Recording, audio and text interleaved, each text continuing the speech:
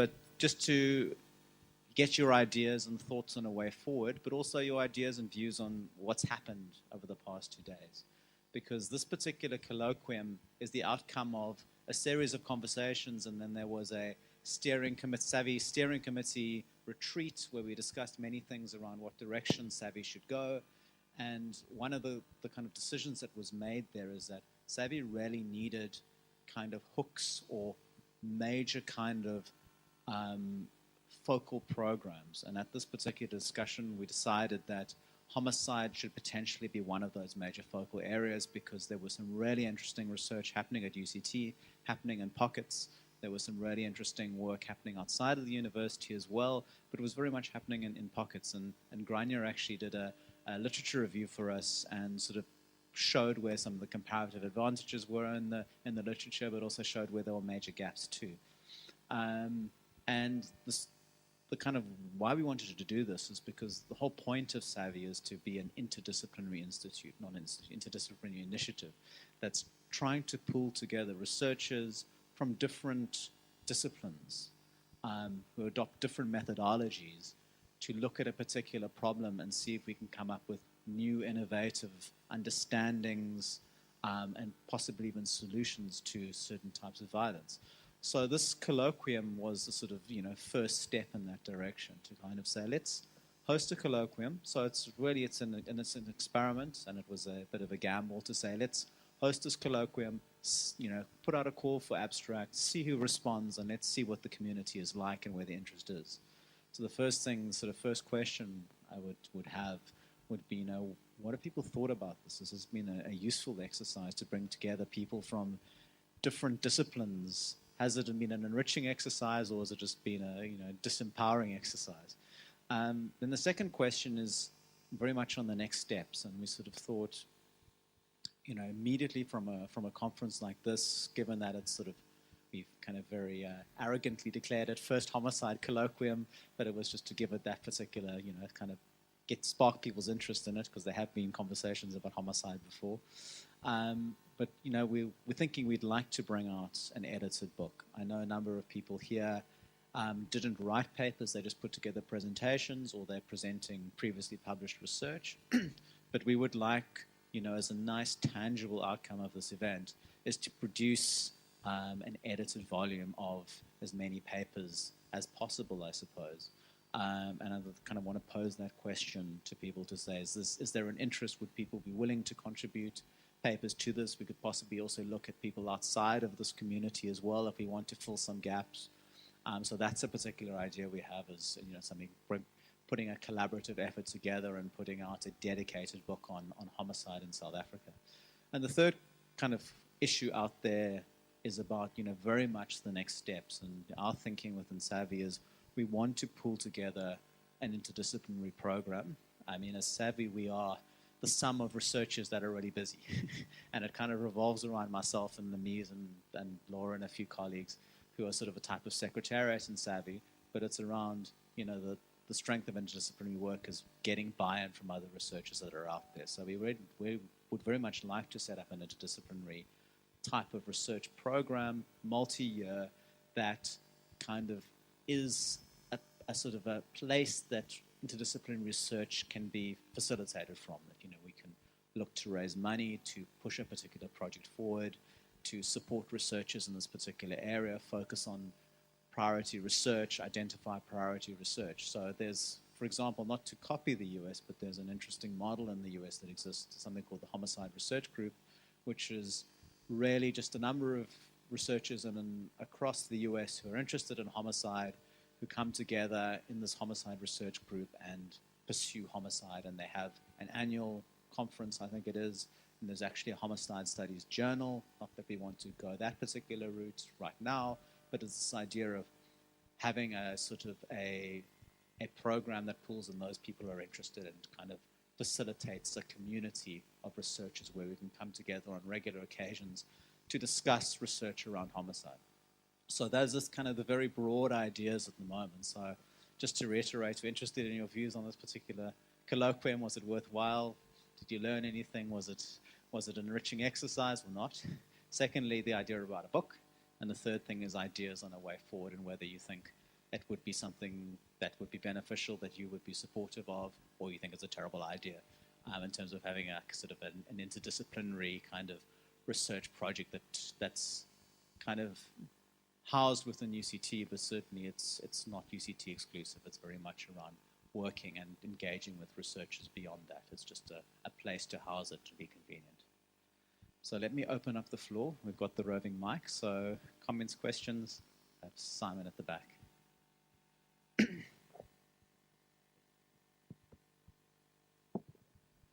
Yeah, thanks. I, for one, found it very informative and eye-opening. And I would say there's both issues of enrichment and issues of discouragement.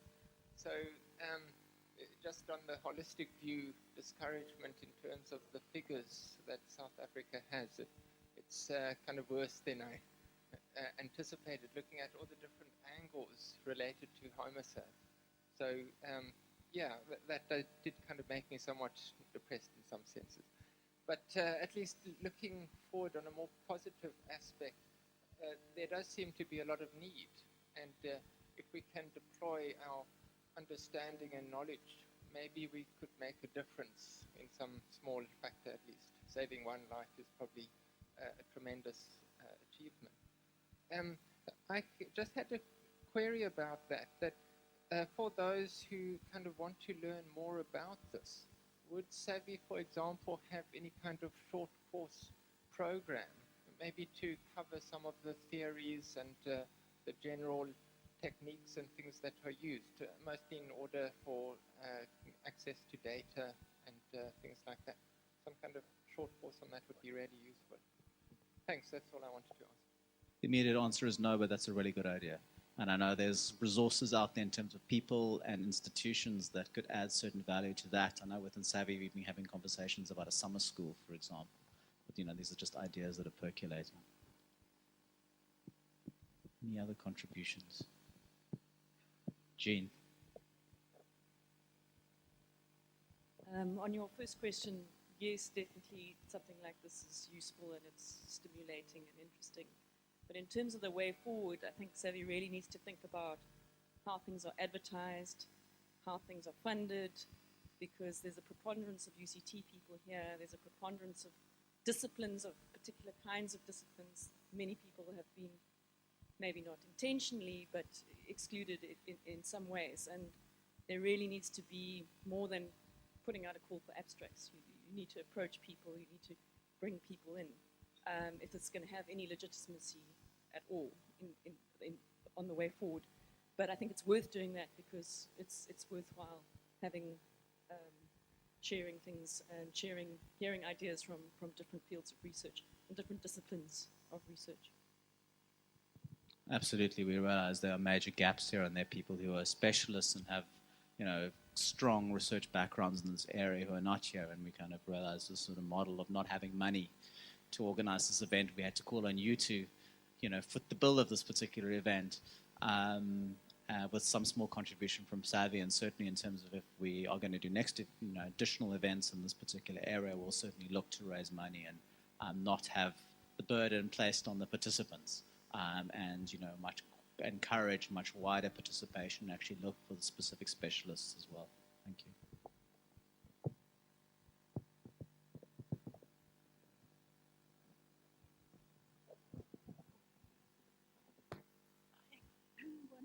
I think Jean's comments are very useful ones, and the question is how strategically we should engage with those, because this was a kind of just putting, you know, the call out there to see what would jump out of the box. And mostly it is Cape Town and UCT is dominating this space.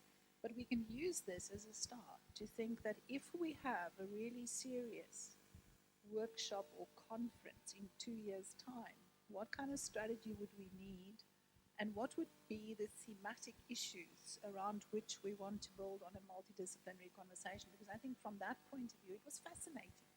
You know, when an anthropologist gets up and says, you know, for goodness sake, stop looking at the stats. Start asking some real questions. There's a conversation happening. And it is a conversation that is going to require all of us to participate. But I suppose the trick is you need a driving team. You need to raise funds.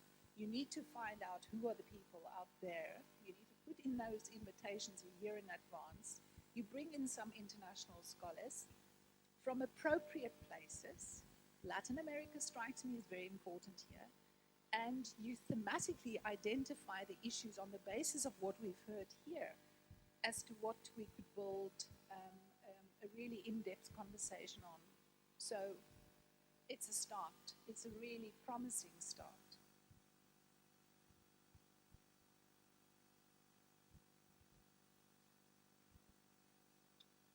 I'm a little bit divided because I think what was so fresh and interesting about this was because you had such diverse sets of presentations and fresh and seemingly fresh presentations to my mind. I think that's what made it so interesting.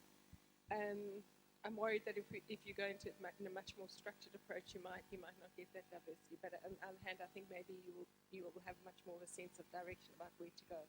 But I definitely think there's scope to build on this. I would love to have all the papers of people who presented here. But a word of caution from previous experience of trying to put together conference reports, it's a lot of work. And I'm not sure whether you're up for that, but it would be a great idea.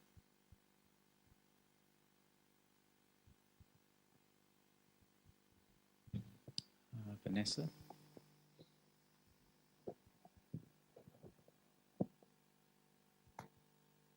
Yeah, I mean, I would echo the sentiments that it's been a very interesting experience. I must say, in some ways, when I was looking at the agenda, I was quite skeptical about the stuff on toxicology. And I mean, these are things that I've never been exposed to.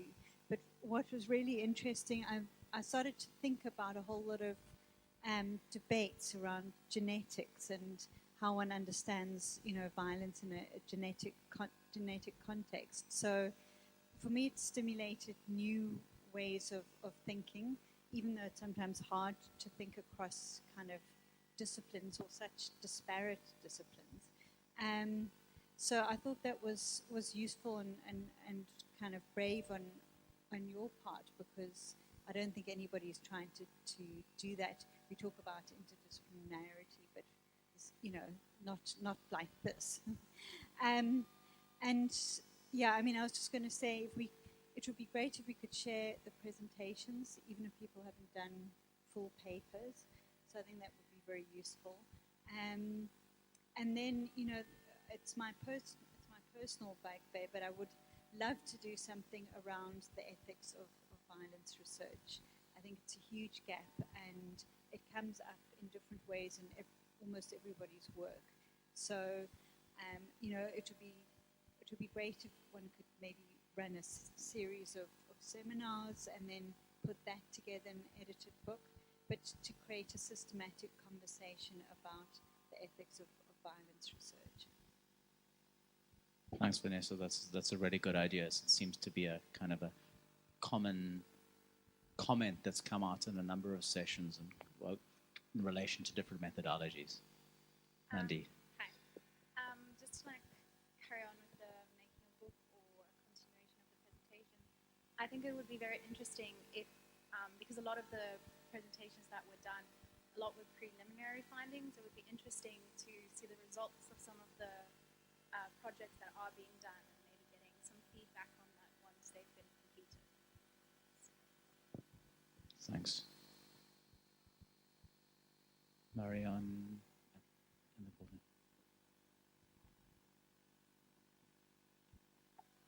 Thank you. For me, it was a real eye-opener. When I put my abstract in for this colloquium, I wasn't sure if it was going to be accepted, because I do realize that I'm an oddball in this group. So I was positively surprised that it was, and I think to me, seeing especially the stats yesterday and the parallels between the work that I've done warrants further investigations. I would really like to participate with the people that have been unpacking those type of stats and see where it comes from. And I think maybe the answer to why South Africa is so violent, on the road and in the home and on the streets, might be somewhere where we're not looking at this moment in time. And I think bringing people together like this might help to actually find that corner that we're not thinking about. Thanks, Mariana. I know certainly for myself, certain lights came on when I heard certain presentations, and I know there were sort of people making comments about, oh, that would be really interesting to combine this research with that. And, you know, I think there's the sort of whole idea of what we're trying to do in Savvy, but it's really difficult is to look in areas that we haven't considered before and look at things differently and bring in people who think about things differently to try and move the debate forward and think about it. So thank you. Any other comments?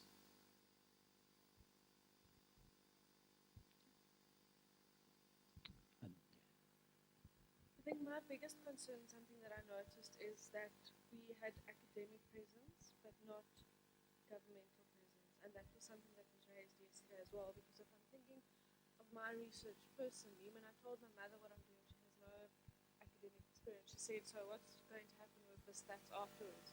And I told her, sadly, it's going to be written up, and probably nothing will change in terms of conviction.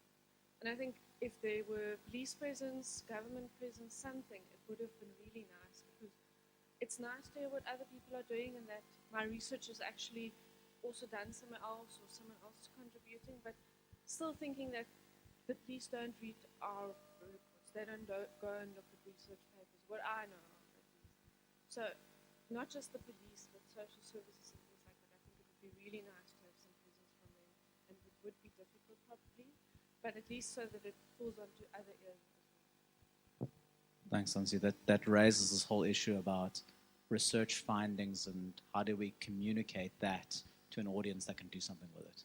And I think that's a really important issue that you've raised, and I think going forward we need to think about how do we take our knowledge and try and engage with those people who have supposedly the authority to do something with that knowledge. So I think we definitely need to highlight that. Yes, thanks. I really enjoyed these last 2 days. I've learned a lot from other areas that just impacted on me, like working with the kids in the prisons and things like that. But I think perhaps we can almost look at fields of discipline like psychology and forensics, and then start to build up those divisions of this. Because if I think I went to Grahamstown sadly in July, for the Critical Health Psychology Conference. It was international, and their main reason is to be critical of society and all the issues that are going on, and this would be a very obvious topic for a group like that internationally. They were talking about, you know, Palestine and Israel and occupation, and it was very heated and very political. And I just think that perhaps drawing in other professional organizations that have an interest in this kind of area would just booster it, whereas I felt quite alone here in psychology. There were some psychiatrists, but, you know, and bring in more of that sector to have the different arms, that one can look at this from all these different perspectives. And I think a book is a good idea. I think I would certainly be very interested in getting more information, presentations, papers. Yeah. Thanks. Grania.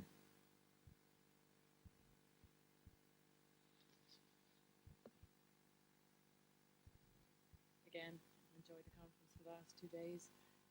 I'm wondering, could we give some consideration to changing the actual format of the conferences, because they're bog standard and we do lose people through tiredness and everything else.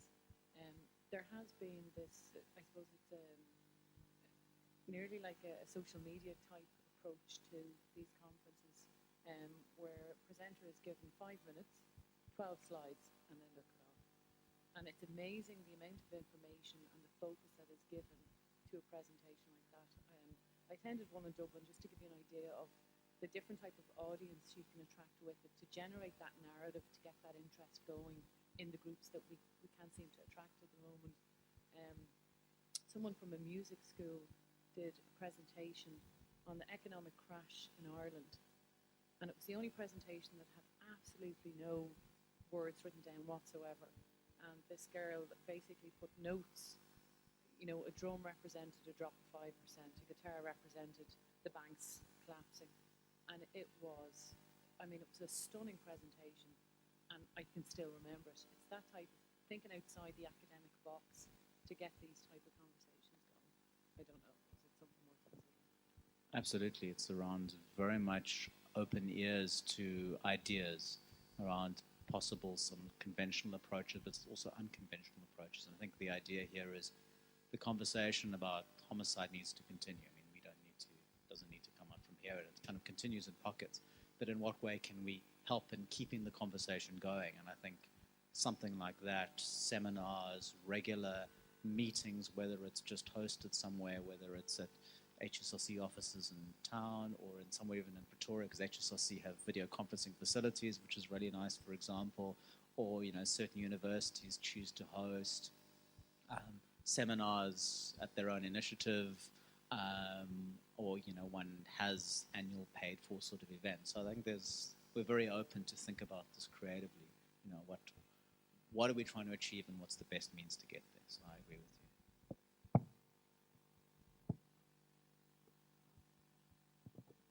Hi. For me, the question is, what tool do we have to measure the success of this kind of gathering? We should perhaps think about measure all this effort going to it. How can we measure the success or outputs of the efforts that we are doing here? So just holding the mic, you're sort of referring to some sort of assessment, some sort of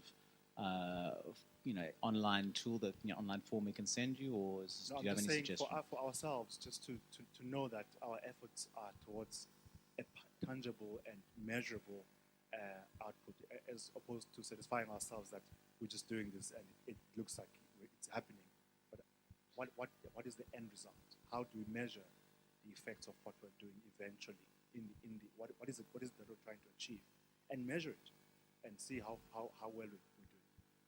Good point. Marianne, you've got a follow-up comment to that?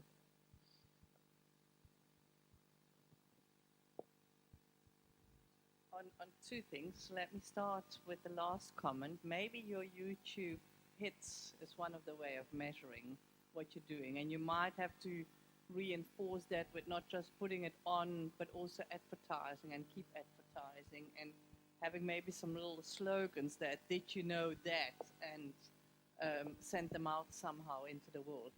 And the other comment is on how to connect to the police, government, etc. Maybe it's a good idea to start a conversation with government of funding the book. When a national department gets involved and spends money, they have to liaise with the provinces and the municipalities. That's in their mandate. That's what they have to do. So it's a really good vehicle to actually then get the police, provincial government, municipal governments, etc., around the table, and get money for the book, and then take it on a roadshow around South Africa and get the people at least there to see the stats and whatever has been unpacked. Just an idea. Thank you. That's a really good idea. A comment from the cameraman. My name is Etienne. It's not quite common for the cameraman to make comments on like this, but vigilantism and neighborhood watch was mentioned in a sentence in one of the presentations, and I'm very involved with my neighborhood watch. And from a man on the street, I can tell you people are scared. People are scared in their own homes. They blame the police.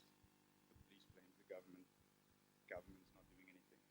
And I think academia involvement in this is actually sort of the logical way forward. It's almost the only way forward. Because the parties involved at the moment, they're not capable of dealing with it.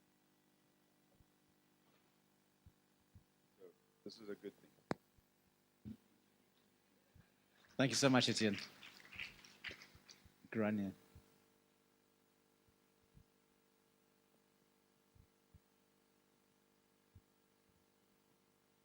It was actually your own speech that has me, the cogs are starting to turn. That isn't necessarily a good thing.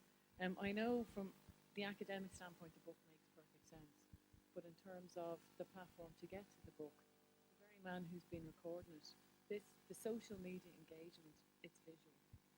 And to do a documentary type approach to homicide, exactly touching on what someone said here, where are we now? That could be revisited, you know, as long as it takes us to write up in a year, 2 years.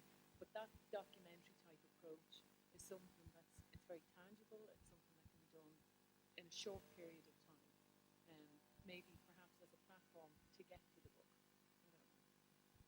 That's a really good idea. We only have to look at the power of the documentary Leicester that was put together in relation to transformation issues at Stellenbosch University, and in a very short space of time, action that's actually resulted from, you know, the Parliamentary Portfolio Committee on higher education getting upset, hauling management before it, conversations start happening on Stellenbosch, their marches. So it got people's attention.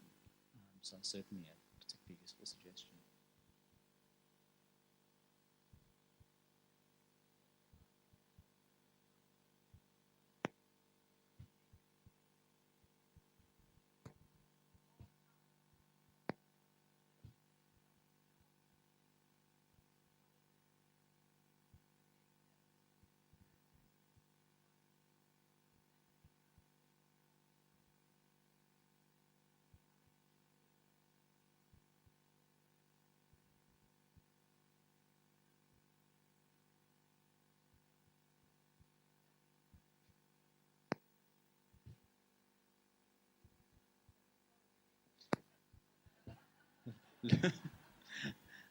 Lord. As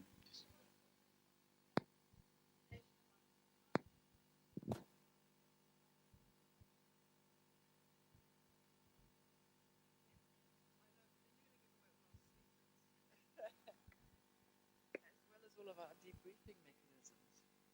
So, because somebody mentioned earlier about bringing it up again makes you traumatized again. So one of the ways is to put it in a box and leave it in a box. So, but we are on YouTube, so it's I don't know how many hits it's had but it was used and Stepping Stones did it, our very own UCT, and there's money for that.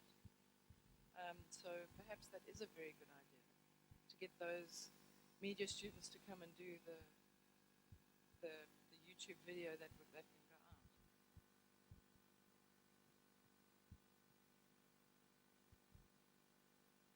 Thanks. It seems to be a really interesting idea that's percolating, and I actually quite like it as well, because I mean, I still, as universities and researchers, I think academic outputs are important, but it is the converting of the knowledge and research into something that's easily digestible.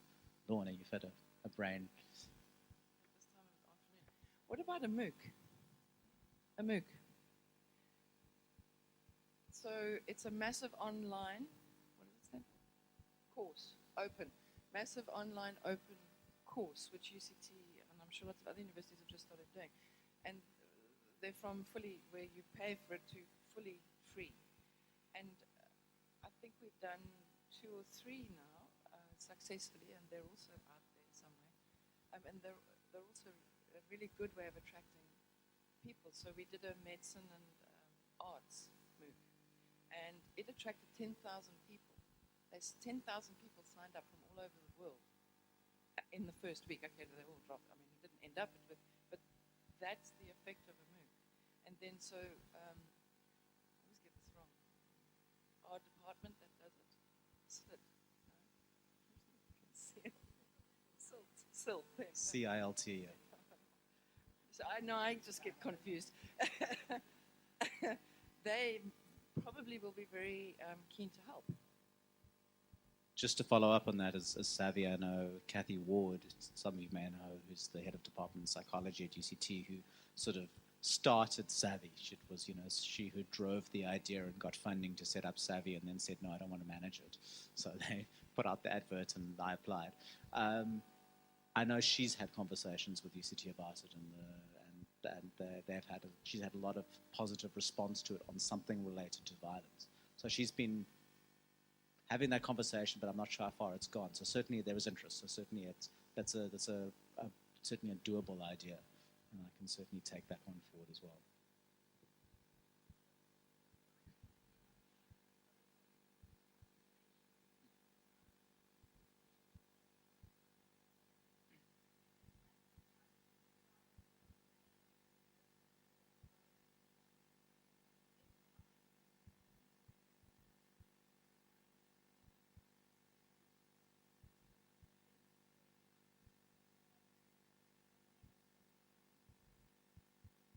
can also, I mean, Savvy has a little bit of money to go and co-organize workshops and seminars at other universities and other departments outside of UCT where there's interest.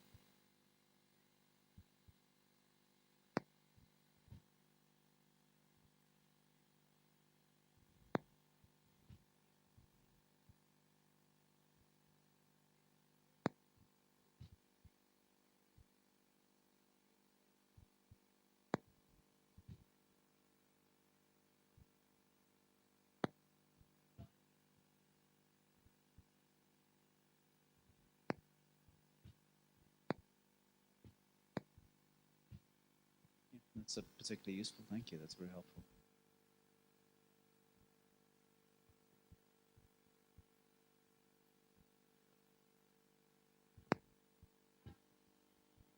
I'm going to say the same as the rest of you, because at the University of Pretoria, most of the universities are doing the same thing, I'm sure. E-learning, we've got our ClickUp system, I don't know what you call it, but basically most of us are far behind. But we also have these discussion boards and blogs and things for the students to do. So I think that's actually a brilliant idea of starting or just putting something out there and ask people to comment on it or have a discussion around it and then maybe come to some conclusions. So very good idea.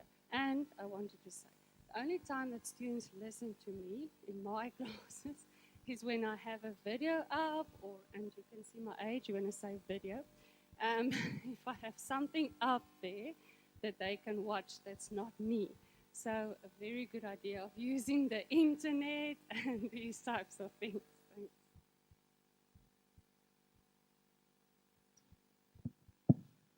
It's just, I mean, for those of you who are not kind of connected into the WHO kind of global processes that are going on around violence prevention, the WHO has identified homicide as a priority area, and it was, you know, we were having conversations in Savvy about it, and it was sort of coincidentally, the WHO kind of said this is a priority area, and then very ambitiously said, we want to contribute to, we want to see a reduction in homicide of 50% in 20 years.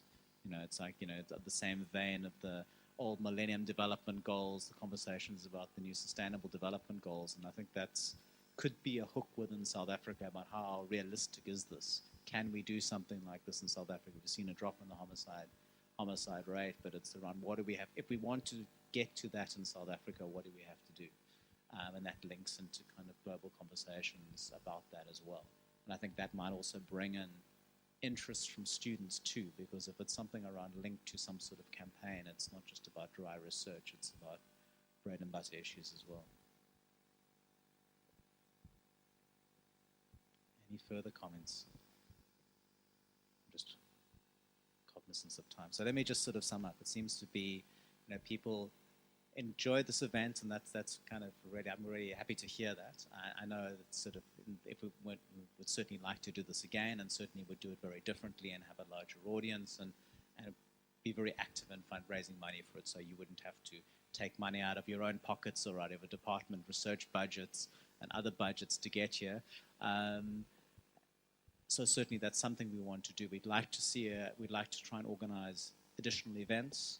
We would like to actually produce this book, and I've had just very informal conversations with Lorna and Al Rayner about, you know, how can we pull this together as, you know, given a number of Lorna's colleagues and students were involved here, I think Lorna would be an appropriate one of the editors in the book, and I've been speaking to Al Rayner because there are a number of people who work with Al Rayner from sort of a criminology sort of safety studies point of view, and I will continue that particular conversation and look at a way forward, and we'll certainly be in conversation with all of you to kind of say, do you want to be involved in a book?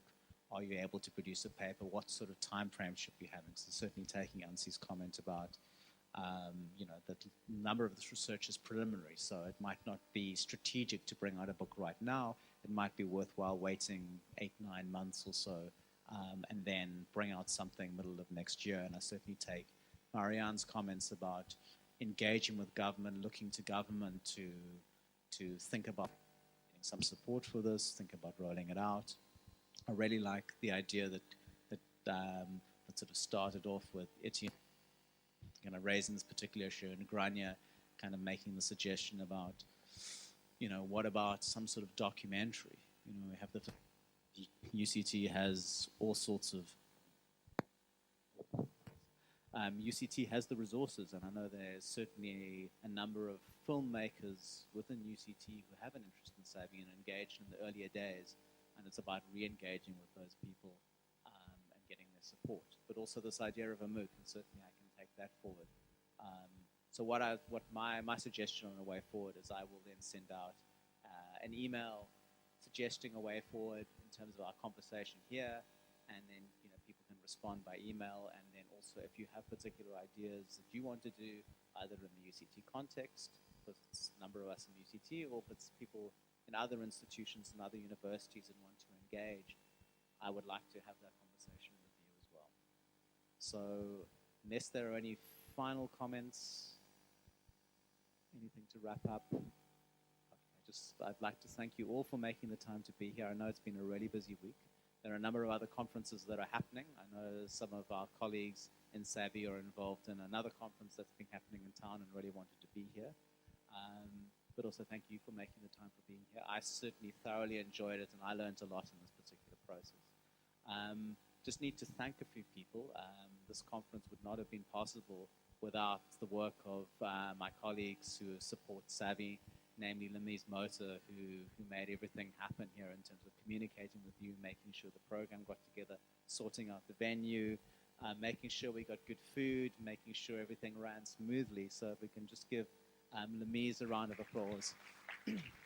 And she's supported by another colleague of mine, Giselle Wharton, who's sitting at the back, who also kind of was working into the late hours to make everything possible. As well as my other colleagues, Laura, Della, Shani, and Dan, who also helped out a lot in making this thing happen. So I think we'll also give them a round of applause. And thanks finally to all you presenters. It really was professional, interesting, informative presentations, and I certainly look forward to engaging and interacting with you into the future. So this is not the last. And hope to see you in other events, but also hopefully at the next Homicide colloquium that's even bigger and better. So thank you so much.